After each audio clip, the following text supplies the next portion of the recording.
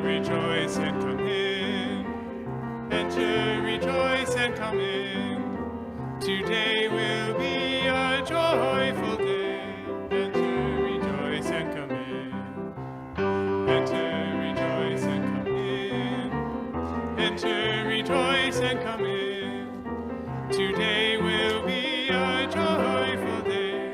Enter, rejoice, and come in.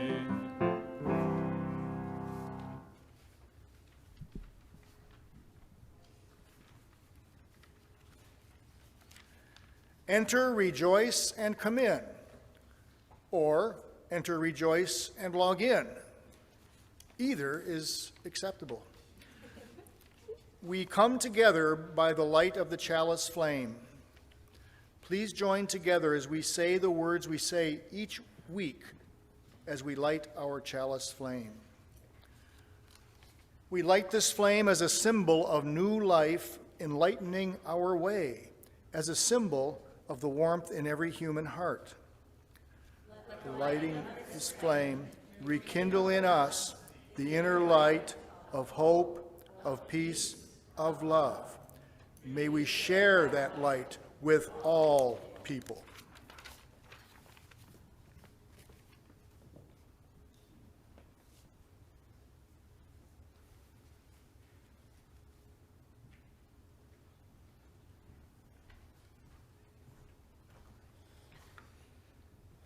Good morning. We're so glad to welcome you to the Fox Valley Unitarian Universalist Fellowship this morning, whether you're joining us here in this room or from your home. We're Ian and Kelly Moore. Kelly's been a member here since 2013, and I've been a member since 2015, and we got married in this sanctuary in 2017. And we're still married. We've been involved with religious education, jam, pillars, and all manner of our favorite playing music up here. Thanks, Steve. If this is your first time visiting the fellowship, I want to extend to you a special welcome. Like most of the people I've met here, I clearly remember the first service that I attended and the overwhelming realization that this is what I was looking for my entire life. And also, like many of you here, I came from a Christian upbringing. My father was actually a Lutheran pastor, and truthfully, his messages were always about love and hope. I was lucky in that way. I didn't suffer the traumas that many people did. But what I found out as I grew up is that the Christian church had rules around love and hope that I could not accept. The fellowship encourages me to follow my spiritual search wherever it takes me. It shares other religions' tenets and ideas and concepts that I hope will help me find what I know in my soul is good and right for me. Thank you. Thank you, all of you, for helping me share with this journey.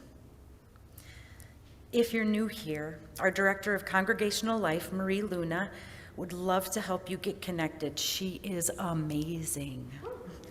Feel free to chat with her after the service or send her an email. It's time now to settle in, take a deep breath.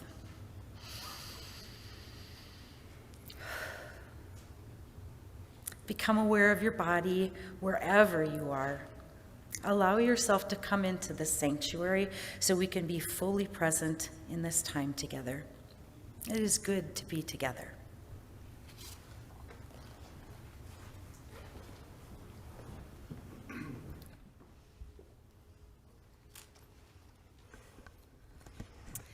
Thank you, Kelly and Ian.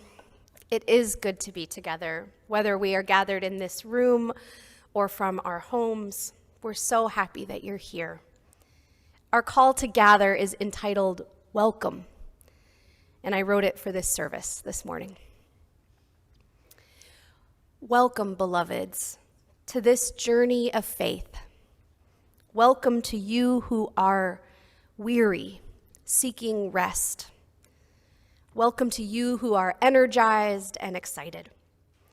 Welcome to you who have left parts of yourself behind. know that those parts are welcome here too, if you want to go back and get them.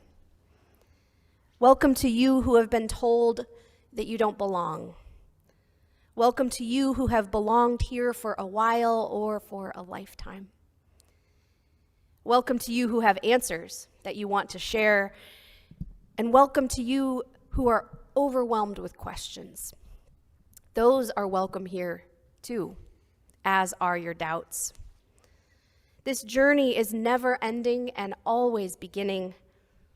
We join our movements, walking, crawling, shuffling, rolling, and we move forward together. We are so glad that you are here. Without you, this journey would not be as wonderful.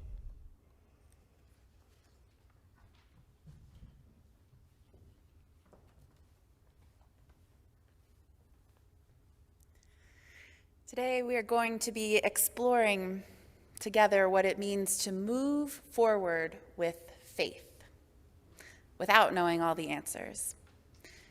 Part of our journey is going to involve each other. What does it mean to truly be a part of a beloved community?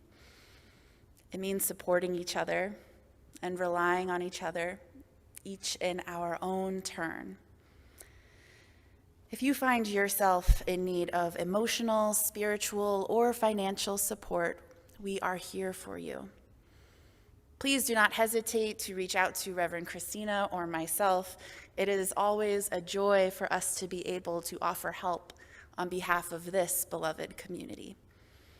And if you are someone who this morning is feeling stable and able to give, we ask that you do so in a spirit of generosity and abundance. There are many ways to give to the fellowship. You can give of your time, your talent, and we especially do need financial resources to allow our ministries to thrive for the months and years to come. If you already give via electronic funds transfer or EFT, we appreciate that. Thank you. If you are here in our building, feel free to come up to one of our ushers in the back of the sanctuary, or you can raise your hand and an usher will come to you. And for everyone else, we encourage you to donate online or via our text to give function on a smartphone. Thank you so much. Your gifts are truly appreciated.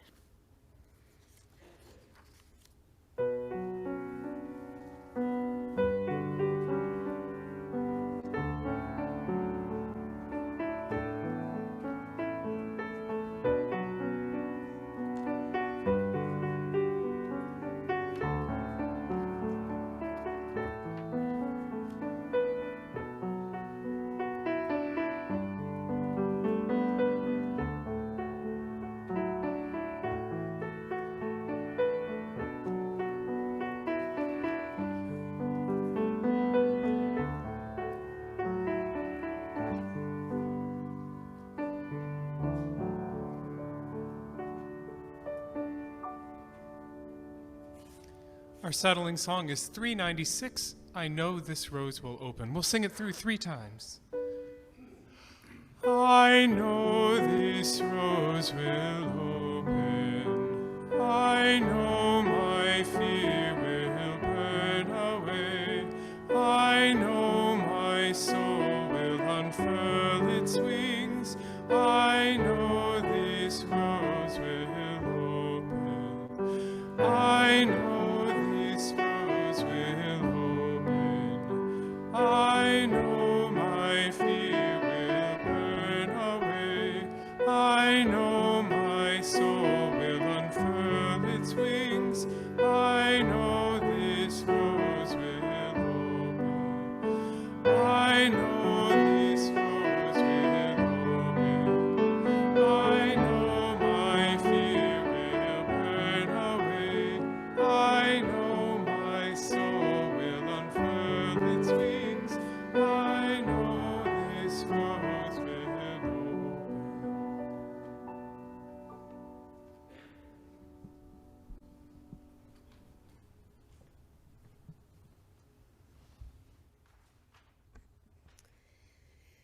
Our first reading this morning is an excerpt from Cathedral of the World by the UU minister, the Reverend Forrest Church. Imagine awakening one morning from a deep and dreamless sleep to find yourself in the nave of a vast cathedral. You open your eyes upon a world unseen, indeed unimaginable before. It is a world of light and dancing shadow, stone and glass, life and death. This second birth, at once miraculous and natural, is in some ways not unlike the first. A new awakening, it consecrates your life with sacraments of pain that you do not understand and promised joy that you will never fully call your own.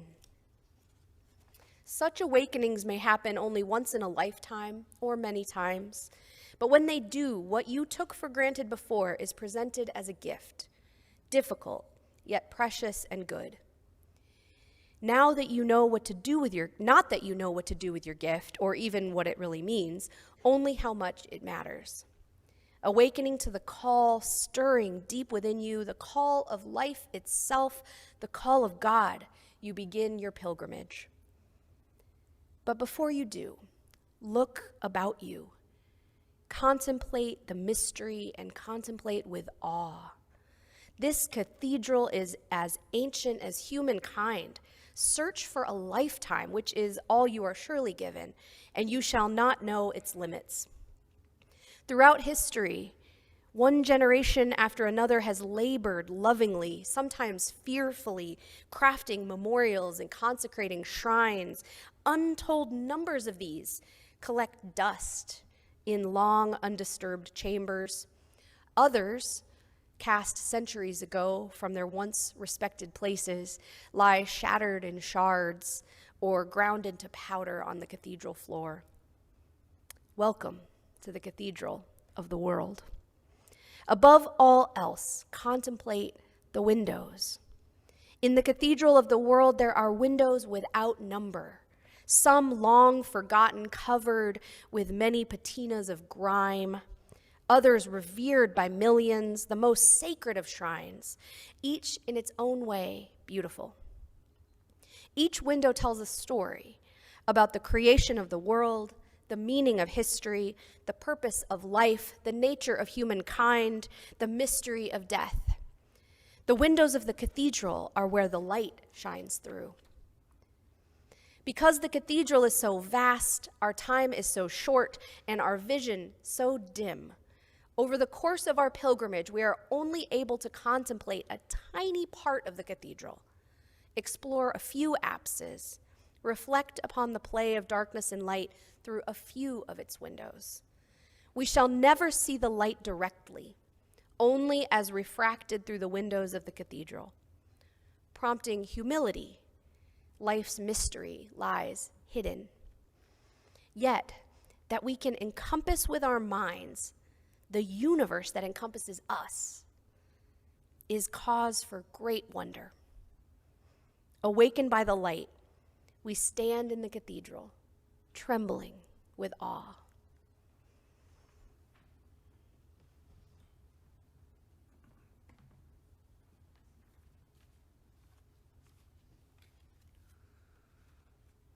Our second reading this morning is a poem by Mary Oliver entitled, I Worried.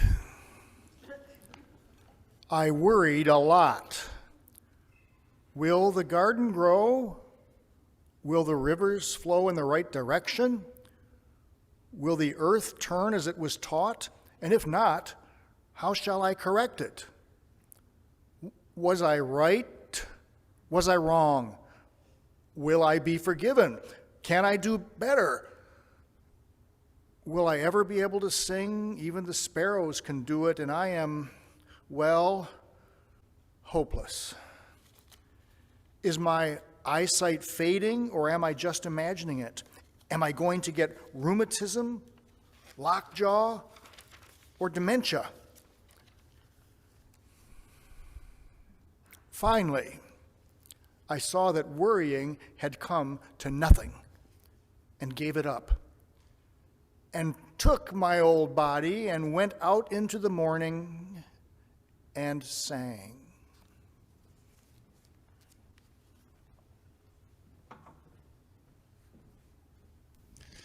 What a segue to our special music today. The fellowship choir just got a lot bigger. It's everyone in the room today. We're singing a song from the Justice Choir Songbook. Abbie Betinis is a composer out of St. Paul who co-founded this. It's a project to make readily accessible music that people can use in their social justice work. And this song is called Resilience. So we'll sing it through once and then hop on in with us, and we'll keep looping that through until you have it. And then once you have it, we'll start adding some more fun harmonies on top of it. So it goes like this. 1, 2, 3. Resilience, we are strong. Shoulder to shoulder, keep moving on. Resilience, make a new plan. Stand up again and say, let's try. Resilience, we are strong. Shoulder to shoulder, keep moving on. Resilience, make a new plan. Stand up again and say yes again. See, it's easier than a hymn. We are strong. Shoulder to shoulder, keep moving on. Resilience, make a new plan. Stand up. Let's add a harmony. Resilience, we are strong. Shoulder to shoulder, keep moving on. Resilience, make a new plan. Stand up again. Let's add another harmony. Yes, we can. Oh, we are strong. Hold on. I want to make it and I know I will. Yes, it's hard to keep going, but it's worse to stand still. Oh, we are strong. Hold on. I want to make it and I know we will. Yes, it's hard to keep going, but it's worse to stand still. Last time. Resilience, we are strong. Shoulder to shoulder, keep moving on. Resilience, a new plan. Here's the end. Stand up again and say, yes, we can. Resilience. Thank you all.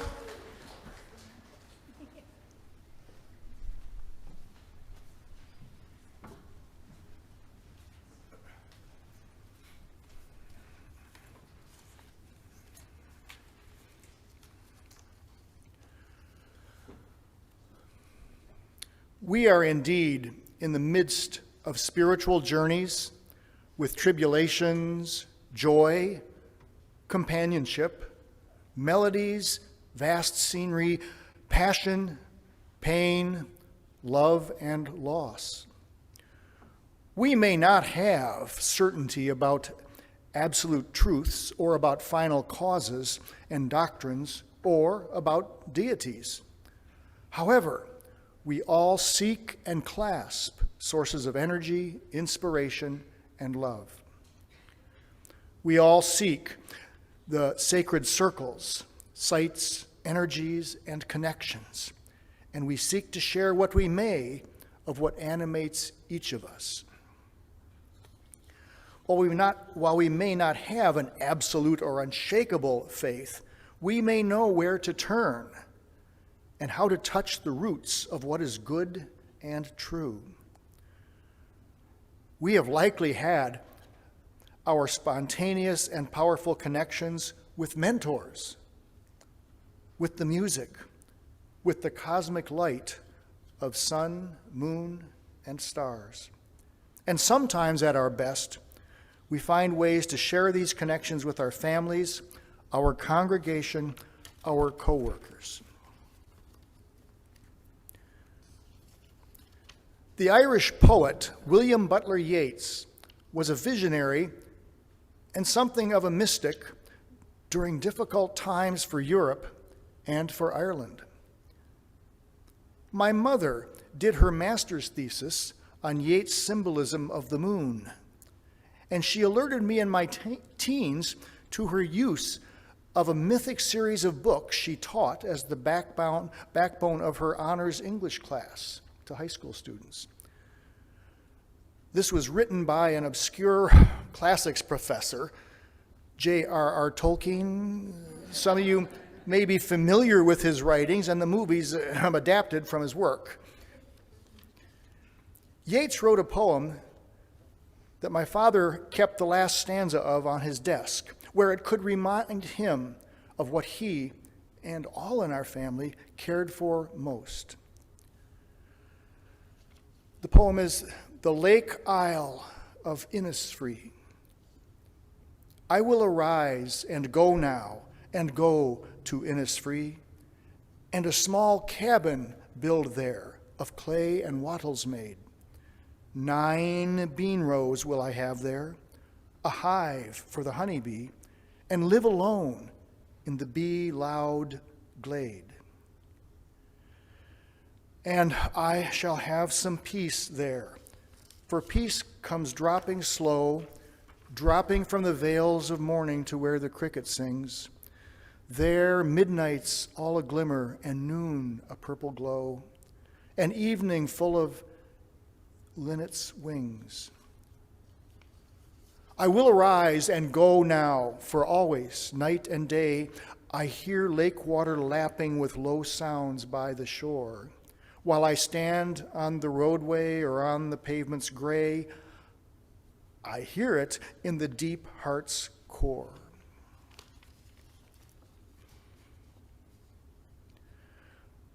There is always room for small miracles, sometimes taken for granted.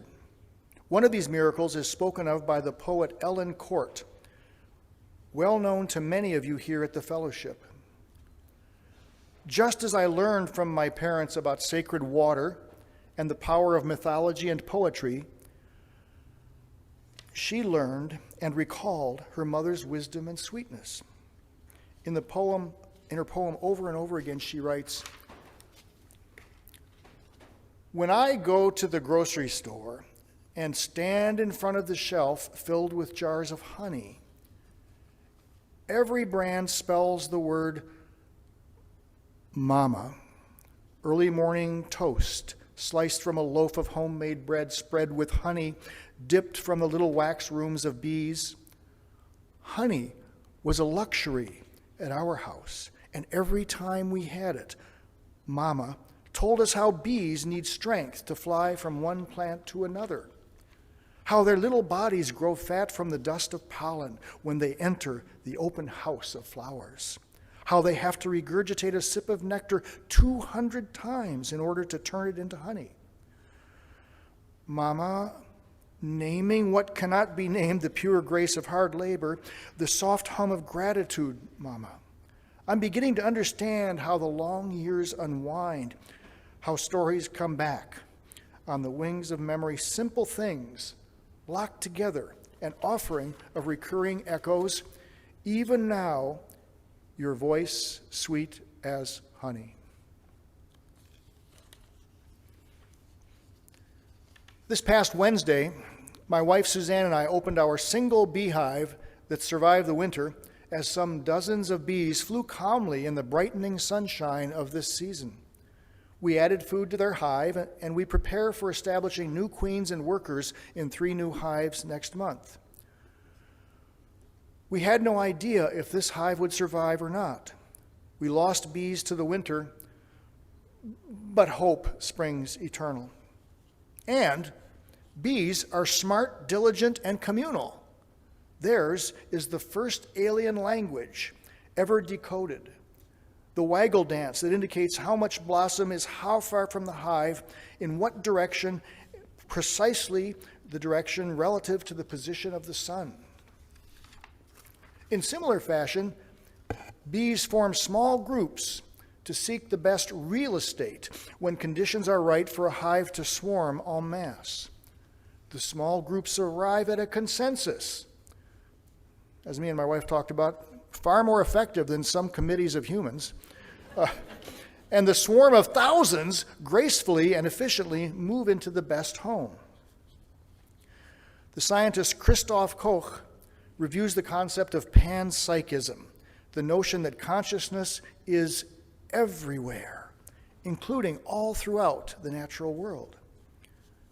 Scientists from the University of Lausanne, looking at evolution and related indicators, have concluded that the honeybee dance communication likely emerged between 20 and 40 million years ago. Our language and our collaborative efforts should be so effective and long-standing and successful. In the meantime, perhaps the next Outagamie County Fair will be held as scheduled, and you can visit the visible hive with transparent walls and see the dance communications going on, as well as baby bees emerging from their chamber after they are ready to dry their wings and fly. Well, in the meantime, take good counsel from Mary Oliver's poem, I Worried. Finally, I saw that worrying had come to nothing. I gave it up. I took my old body and went out into the morning and sang. So in spite of all the mysteries of this life, and perhaps because of them, find all the beautiful windows in this world and devote your time to the teachers: bees, flowers, trees, waterfalls, the moon, stars, sunrises, sunsets, heroic people and creatures, and last but not least, the wisdom found in every person every day. So be it.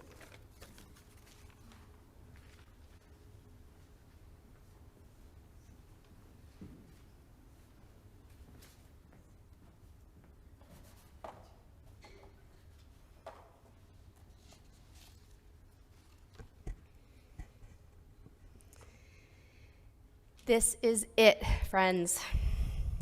Today is the big day, the one we've all been waiting for. It's the end of the pledge campaign at the fellowship. Woohoo! Well, if you've been around for a while, you know that it's actually the beginning of the end. But there's hope, friends, there's hope. If you have not already, we need you, we implore you to turn in your pledge form today. Today is the deadline, to let us know how much you are able to donate financially in the coming year.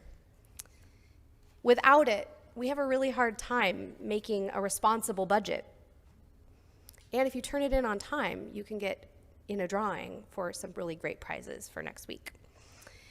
And one of the best things about this particular pledge form this year is that it can potentially be the last traditional pledge form that you ever have to complete for us again.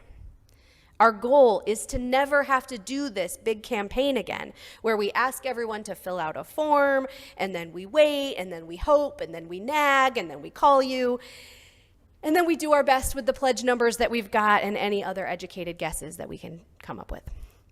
The time has come for all of that to be a thing of the past. We are asking you to fill out your form and mark the box saying that it will be in perpetuity, that it will be ongoing until you let us know otherwise.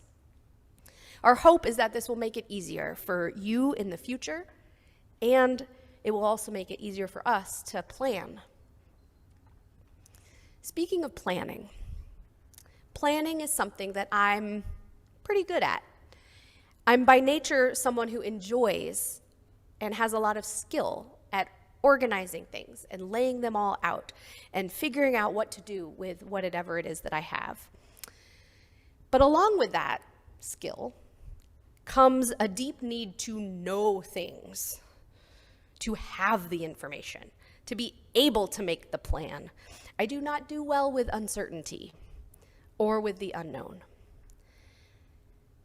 Today, along with the end of our pledge campaign, is the end of our Sunday service series about game shows. And today I am remembering an all-time favorite, a show that has been on the air longer than I have been alive. I'm talking about Wheel of Fortune. Dun, dun, dun, dun. Yeah, Pat Sajak, the host of Wheel of Fortune, has been honored by the Guinness Book of World Records for being the longest-running game show host in history. And his host, his assistant, the beautiful Vanna White, has been on that show for 40 years. The premise, I know, everybody feeling old all of a sudden? Yeah. The premise of the game is that after each spin of the wheel, which lands on a certain amount of money or a prize, or if you're unlucky, that bankrupt space, which takes away all of the winnings for that round, the contestants then have to guess a letter in the word puzzle. The puzzle is a series of blanks on the board, and if the letter that they guess is in the puzzle, then they will appear on the board with Vanna White's help, gaining them the amount of money that they spun on the wheel, or multiples of that amount of money if the letter appears more than once. Eventually, when the contestant is able, they will solve the puzzle. Sometimes, if they have amassed a good amount of money or a particularly great prize, they might want to solve that puzzle early to ensure that they get to keep that prize or that money. Because if they land on bankrupt or miss a letter, everything might be lost. That moment of, I'd like to solve the puzzle, Pat, is always a moment of tension. Usually there are lots of blank spaces left in the puzzle. Sometimes the letters on the board are enough to make it obvious, but sometimes there's a word with a different letter at the end than you might expect, or something weird, and then they guess wrong. I remember yelling at the TV screen as a child or a teen when that would happen, or when that puzzle seemed really obvious and they still hadn't tried to solve it. It's tricky on a game show to solve a puzzle without all the information. But what about in real life? When we have to move forward, make a decision, make a plan, or take a risk in the face of the unknown, how do we do it? One option is to worry, as Mary Oliver suggests in her poem. We could worry, will the garden grow? Will the rivers flow in the right direction? Will the earth turn as it was taught? And if not, how will I correct it? That line made me smile the first time I read that poem. How will I correct it? It is all too often that we each believe ourselves to be the only ones who can or must solve the problems of the whole world. And perhaps by our worrying, we might be able to stave off the inevitable. When things are hard and a plan is hard to come by and worrying seems the only option, Mary Oliver comes to a different conclusion. Finally, I saw that worrying had come to nothing, and I gave it up. And I took my old body and went out into the morning, and I sang. Now, it's easy to say, I gave it up. But I imagine it wasn't actually that easy to do. But there is wisdom in the path that she takes. In the early 1990s, during the siege of Sarajevo, during the Bosnian War, a man named Vedran Smailovic made a choice to move forward in the face of unimaginable uncertainty and terror. He was not a politician or a medic or a soldier or anyone with any skills that one might expect in a situation like that. He was a cellist for the Sarajevo Philharmonic Orchestra. And he began to play his cello, including Albinoni's Adagio in G minor, in ruined buildings, under the threat of snipers, and for memorial services. He caught the attention of the world when he played his cello in full tuxedo for 22 days in the ruined square of a downtown Sarajevo marketplace after a mortar round had killed 22 people who had been waiting there for food. As we consider the wars and conflicts raging around our world in Ukraine, in Yemen, in Myanmar, and in so many other places, we wonder at how anyone can move forward with that kind of uncertainty, pain, and worry. It's not a simple task, but turning again and again back to our humanity, to revel in the beauty of movement or music, is an act of courage and an act of faith. Faith is one of those squishy words that Unitarian Universalists don't use very often because we often can't agree on the definition. The Reverend Dr. Martin Luther King Jr. said that faith is taking the first step even if you can't see the whole staircase. Taking the first step even if you can't see the whole staircase. I would define faith as a sacred trust, the kind of trust that at its core allows you to move forward in the world, even in the face of the unknown. Going up a well-lit staircase requires no faith. That's just taking action. Claiming that life is good and the world is beautiful requires no faith when everything is going well and when safety and privilege abound. But in the face of illness, despair, the rupture of relationships, the death of a loved one, the uncertainty of job loss or eviction, in the face of violence or war, claiming that life at its core is good and that the world is beautiful takes deep faith. And that is a faith that not only can sustain us through that hard time, it is also a faith that can propel us to try to make the conditions of life more good and the world more beautiful for everyone. Next week, we will be exploring spiritual practices to help ground, nourish, and empower us in this work. So I hope you will join us for that. But for now, let's just sit with the need for a deep and powerful faith. The Reverend Forrest Church describes the world of faith as a cathedral, the cathedral of the world. He uses that metaphor to describe all the ways that humanity has built throughout the span of our existence on this planet, innumerable ways to name, describe, and explain the mysteries of life, death, creation, history, and purpose. He invites us to imagine that we wake up in this cathedral and, quote, awakening to the call stirring deep within you, the call of life itself, the call of God, you begin your pilgrimage. This metaphor for the lifetime of searching has echoes in our fourth of the 7 Unitarian Universalist principles. Number 4 is the free and responsible search for truth and meaning.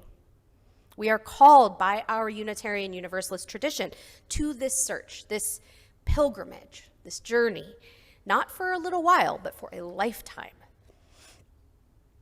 And I have often wondered if our commitment to the search might only resonate with those in circumstances of comfort and privilege.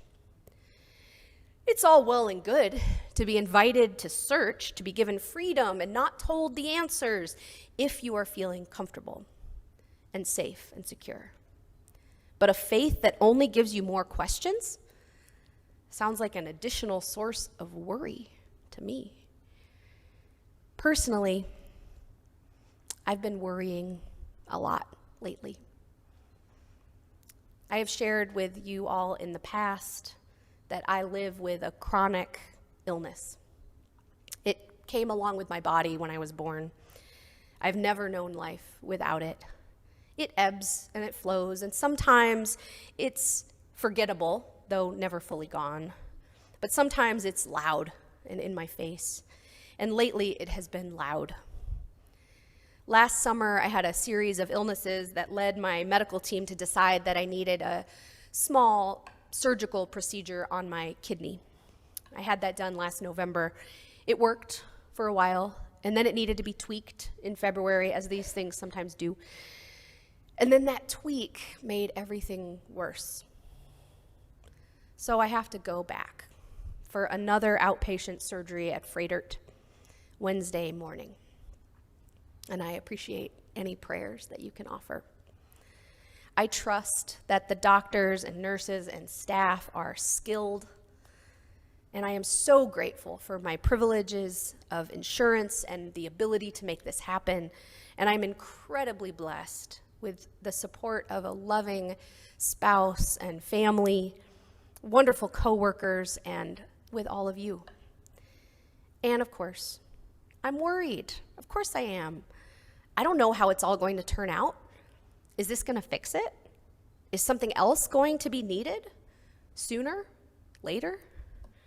I struggle with my desire to have all the answers and my wish that I could foresee the future and all the possible outcomes and make a plan. And so I turn to our Unitarian Universalist tradition, seeking a source of sustaining faith, and I come again to the search for truth and meaning. More questions? What kind of faith is this if it cannot provide sustenance and hope and comfort in times of uncertainty and fear? I mentioned that I once thought that our faith might only be for those who are comfortable and have privilege, but recently I've begun to re-examine that perspective. I've come to believe that our tradition, with its free and responsible search for truth and meaning, is indeed a source of potential sustenance, hope, and comfort. I have come to believe that it is like the pilgrimage within the cathedral of the world. So let's go back to Forrest Church's metaphor. He says, look about you. Contemplate the mystery and contemplate with awe. Above all else, contemplate the windows, each beautiful in its own way. The windows of the cathedral are where the light shines through. We shall never see the light directly, only as refracted through the windows of the cathedral. Prompting humility, life's mystery lies hidden. Awakened by the light, we stand in the cathedral, trembling with awe. A few weeks ago in a sermon about Charles Darwin, I named that feeling of knowing that we are a part of a universe that is so infinitely huge and the result of an evolutionary process so complex and random that it could have the effect of making us feel small and insignificant. Or, if we tilt our head and turn our heart to a different angle, we could instead experience that same knowledge as knowing that we are held in the larger cosmic wholeness, a part of a miraculous process and embraced by all that is. Similarly, the knowledge that we will never know the whole cathedral, the whole thing, we will never be able to see the whole puzzle or understand the whole of the light and the mystery, it could be cause for great worry or great suffering. Or instead, it could give us a sense of peace, that we are a miraculous part of that puzzle, and that we are held, one might say, housed in the mystery, free to search its halls, to gain glimpses of how it all fits together. Like when the time comes to solve the puzzle on Wheel of Fortune, we need not know every letter. We only have to have faith that behind those squares, the rest of the puzzle does exist, and that we can take a risk in moving forward.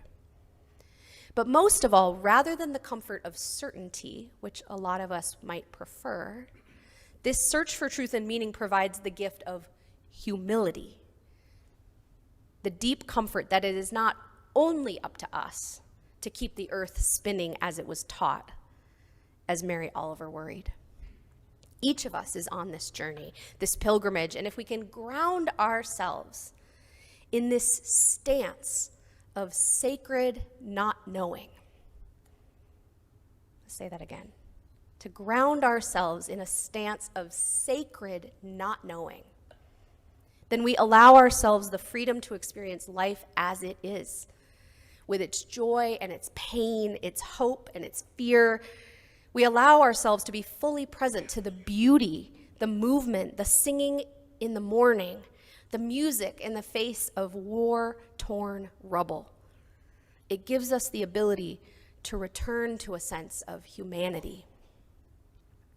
And most powerfully, and the thing that sustains my faith most deeply, is that we are able to join in honesty and humility with others on this journey, to help each other along, to catch each other if we stumble or need some help to push our wheel over a rut. We can help each other to celebrate in times of happiness and share in each other's times of sorrow. We give in whatever way we are able so that we can put together the plans for the future. And of course, we will then continue to move forward with faith and even risk. Our faith teaches us that we are held, embraced by a wholeness and love that we cannot even fully comprehend, and in that the arms of that wholeness are made real in community. May we each be a part of that embrace, that journey, that love.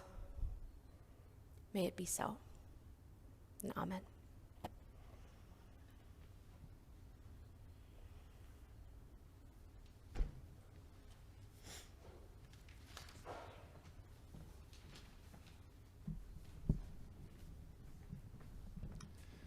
Let's sing together Woyaya, that's 1020 in the teal hymnal, and the lyrics are also on the screen.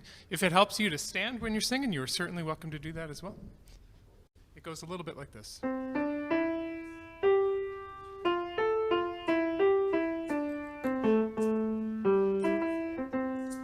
we go. We are going, heaven knows where we are going, but we know within, and we will get there. Heaven knows how we will get there, but we know we will. It will be hard, we know, and the road will be muddy and rough, but we'll get there. Heaven knows how we will get there, but we know we will. Woyaya, woyaya, woyaya, woyaya. We are going, heaven knows where we are going, but we know within, and we will get there. Heaven knows how we will get there, but we know we will. Woyaya, woyaya, woyaya, woyaya, woyaya, ya, ya, woyaya, ya, ya, woyaya, ya, ya, woyaya, ya, ya. Thank you.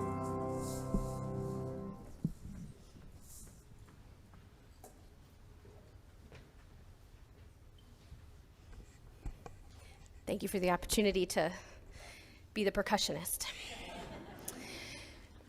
Part of our commitment to each other is to bring our joys and concerns to this time together. Taking that time to honor our joys, concerns, and transitions allows us to share with each other so that those joys might feel multiplied and sorrows divided. In a moment, we will share those joys and concerns that have been submitted by people in our circle of care. And if you are joining us on Zoom, you can also share in the chat box whatever joy, concern, prayer request, or intention might be on your heart.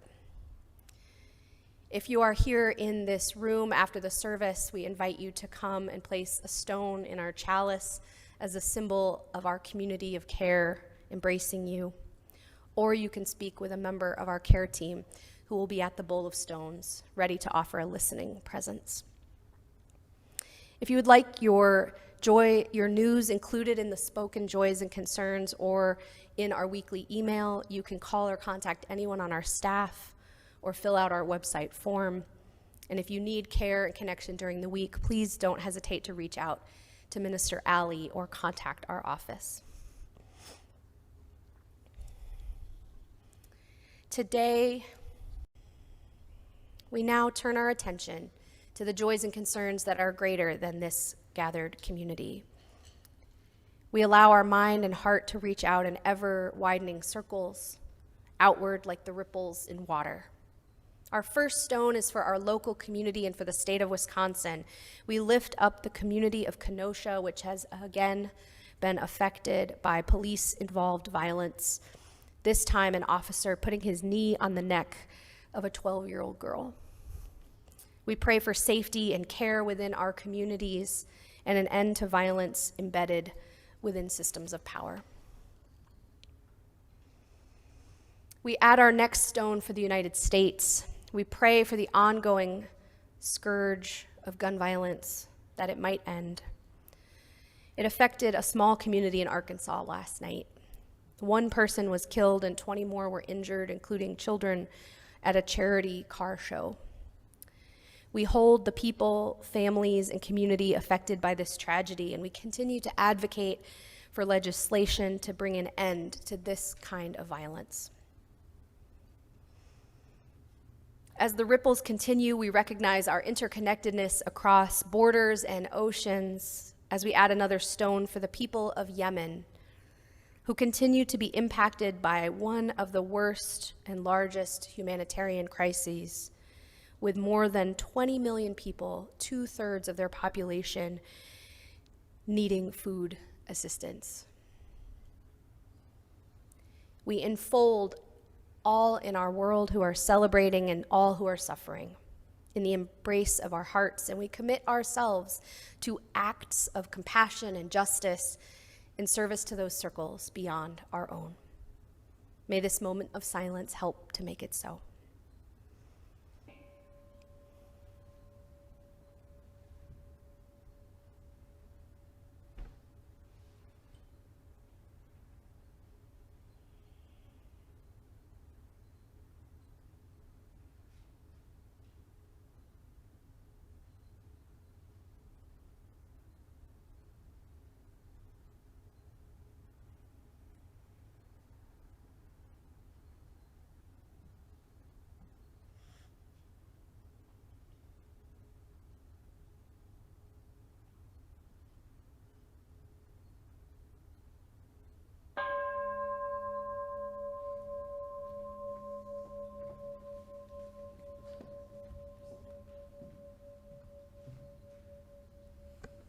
Our time together is coming to a close, which means our time to return to our daily lives is beginning. Remember, there are always ways to get more connected here, both in person and online. You can read the Weekly Scroll email newsletter or let us know if you're not on that mailing list. You can also check out the back of your order of service. We invite you now to consider something from today's service that you wish to carry with you away from this gathering and into your week. Maybe a phrase or a topic or a song. We hope that this will provide inspiration and empowerment for your week to come. And now, please join me in our unison words for extinguishing our chalice flame, even as we continue to hold its warmth and light in our hearts. As we extinguish this flame, let us go our ways with hope in our hearts, with our spirits renewed, and with a deeper understanding of life's mystery. Let us carry the light of compassion and commitment to build a better world. After these closing words, we will hear a postlude song. We invite those of you who would like to stay here for some conversation and response time. Christina will stay in the sanctuary for anyone who would like to chat about the themes of the service for a few minutes. And if you are joining by Zoom, Abbie will be hosting a conversation on that platform, or you can join a group for unmoderated chit-chat. And with that, go in faith, with hope for the journey. Go in peace, knowing we wait to embrace you upon your return.